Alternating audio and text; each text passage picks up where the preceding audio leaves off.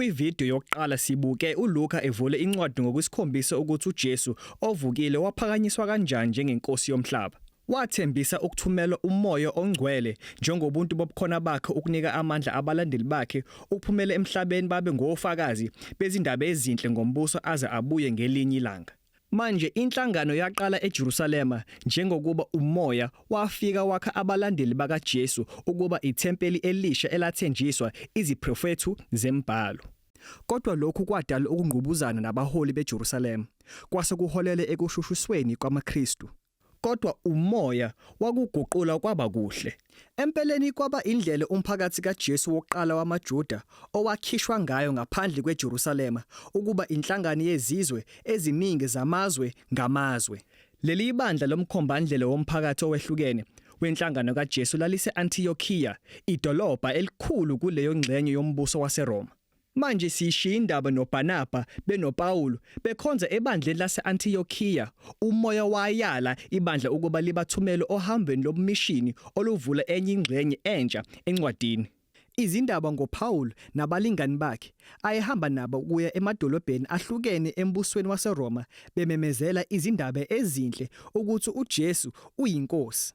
Imishini yokuqala ingaphakathi kwalokho okubizwa nge-Asiya etholakala eTurkey namuhla, igcina ngomhlangano obalulekile wabapostoli emuva eJerusalema. Imishini yesibili ise-Asiya kuze kube seGrisi yasendulo. Bese imishini yesithathu ibe sendaweni efanayo futhi ivale ngohambo lukaPawulu ebuyele emuva eJerusalema.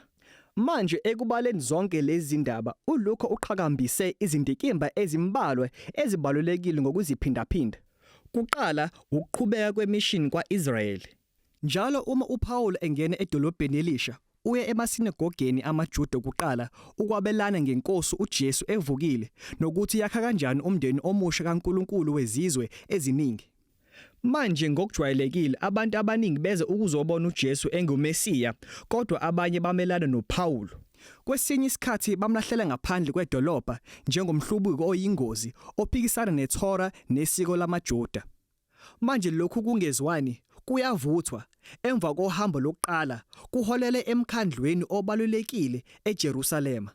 uPawulu uthola ukuthi kunamaKristu amaJuda eAntiochiya anesimangalo sokuthi ngaphandle kokuthi abantu abangewona amaJuda babe ngamaJuda ngokugcina ukusoka, iSabatha, ikosha imithetho yokudla, abakwazi ukuba ingxenye yomndeni kaJesu. Kodwa uPawulu noBarnaba abavumelenanga neze. Ngakho-ke bathatha impikiswano bayise ebuholweni bomkhandlo eJerusalema. Lapho uPetro, uPawulu kanye noJakobe, umnewabo kaJesu, bonke baveza embhalweni naselwazini lwabo oludala ukuthi icebo likaNkulunkulu lalezohlezi libandakanya izizwe kubantu besivumelwano sakhe. Manje babhala incwadi enxusa amaKristu angewona amaJuda ukuba ayeke ukuba ingxenye yemhlatshelo yasethempeleni yabezizwe, kodwa futhi abadingi ukuba bathathe ubuzwe bobuJuda noma balandele imithetho ekwiThora. Manje lesinqumo sasiyinqala kwenzeka emlandweni wenhlangano kaJesu. uJesu unguMesiya wamaJuda, kodwa futhi uyinkosi evukile yezizwe zonke. Ngakho ubulungu phakathi kwabantu bakhe akulele ebuzweni noma ekulandeleni imithetho yeThora. Kulele kuphela ekuthembeni uJesu nasekulandeleni izifundiso zakhe. Futhi yileli qiniso lezizwe eziningi lenhlangano kaJesu elisiholele endikimbeni elandelayo.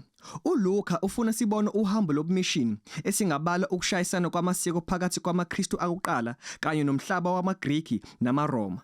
uLuka ulwabo ukungqubuzana okuningi eFilipi, eAthena nase-Efesu. uPawulu uhamba umemezela uJesu njengesambulo sikaNkulunkulu omunye weqiniso nenkosi yomhlaba, edalula abanye onkulunkulu nezithixo njengabanganamandla nabayize. Umyalezo wakhe njalo ubhekwa njengovukela umbuso wendlela yokuphila yamaRoma, futhi uthola ukubekwa icala lokuba yingozi kwinguquko yezenhlalo. Lezi ndaba zikhombisa ukuthi lo mphakathi wezizwe eziningi wobudlelwano obunye bukaJesu awungeni emabhokisini amasiko aziwayo kubantu bamaRoma. Umhlaba wasemandulo awukaze uyibone into efana nabo. AmaKristu akhula ngaphezulu kokusola. Enye indikimba uLuka ayiphindayo eyokuthi uPawulu namanye amaKristu babesolwa kanjani ngokuhlubuka njalo, ngisho nanokuvukela umbuso kaKesari, umbusi wamaRoma. Abantu bamuzwa kahle uPawulu. Wayememezela ukuthi kukhona enye inkosi, uJesu. Futhi babona kahle ukuthi indlela yamaKristu yayiphonsa inselelo emasikweni nasendleleni yokuziphatha kumaRoma amaningi. Kodwa ngaso sonke isikhathi uPaul eboshwa ephenywa phambi kwezikhulu zamaRoma abafumana izinsongo uyadedelwa. Lezi ndaba zisikhombisa indida ibandla laqala elayethula emhlabeni kwakuyinhlangano yobuMesiya bamaJuda. Kodwa inobuzwe obuhlukene igcwele imiphakathi eyaphatha abesilisa nabesifazane abacebile nabampofu kanye nezigqila nabakhululekile ngokulingana. Bonke bathembeka enkosini uJesu kuphela. Akubanga nomunye uNkulunkulu noma inkosi. Manje ubukhona babo baguqula indlela yokwenza yesiko lamaRoma yabheka phansi. Kodwa amaKristu angenalo usongo lwempi ngokuba uJesu wabafundisa ukuba babe ngabantu bokuthula. Manje icala kuphela uPaul namaKristu ababangabekwa lona kwakungeloku ngavumeli isimo sezwe. Ingxenye yokugcina yencwadi ibuyele ekugxileni ebufakazi bukaPaul obabusabalala eJerusalema kuya eRoma. Uhambo lwakhe lokugcina lobumishini luphele eJerusalema lapho idumela lempikiswano yakhe lamondulela khona. Uthola ukuhlaselwa ngabantu bamaJuda abacabanga ukuthi ukhaphele uIsrael okudonsa amehla amasosha amaRoma acabanga ukuthi uPaul oyiphekula elivele eGibhithe eliqala ukuhlubuka manje uyaboshwa. Kusuka lapha uPaul uquliswa icala kuqala phambi kwabaholi bamaJuda bukaSanhedrin eJerusalema emva kwalokho phambi kochungechunge lwabaholi bamaJuda kuKesari. Kunombusi uFelix odlulisa uPaul emdlulisela omunye umbusi uFestu. Ekugcineni ulethwa phambi kwenkosi uAgrippa. Ugcina esetilongweni iminyaka nakuba kokunye ukuqula kwecala lakhe waphuma engenacala ngoba konke akwenzayo ukumemezela ithemba lakhe ekuvikeni okusekugcwalisiwe enkosini uJesu. Lokhu akulona icala kodwa kulomzuzu umshini womthetho awukwazi ukujikisa. Manje uPaul ugcina ngokudlulisela icala lakhe enkantolo enkulu yamaRoma. Manje ungacabanga ukuthi sonke lesisikhathi sasetilongweni sizomkhubaza uPaul ngenxa yokuthi inhliziyo yakhe isemgaqweni ukuqala umphakathi omusha kaJesu. Kodwa umoya wenza konke kwaba kuhle kule ncwadi. Ukuboshwa kunika uPaul isikhathi sokuthi izincwadi zakhe zobapostoli ezibaluleke kakhulu zibhalwe. Futhi lokhu kuba indlela yokuthi ifa lakhe lobumishini liqhubeke isikhathi eside emva kokufa. Ekugcineni uPaul wadluliselwa eRoma njengesiboshwa emva kohambo olunzima oluyingozi phezulu kolwandle. uPaul ugcina evalelwe endlini eRoma elinde icala lakhe elibambezelekile. Uyakwazi ukungenisa abantu endlini enhle ethulile, imhlangano ejwayelekile efinyelele kubaJuda nabezizwe.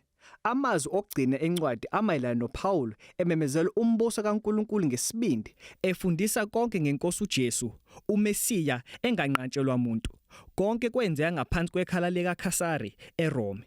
Umsebenzi ongumthamo obumbene kaLuka izenzo wenza okuningi kakhulu okunokusinika umlando kaJesu nebandla lakuqala.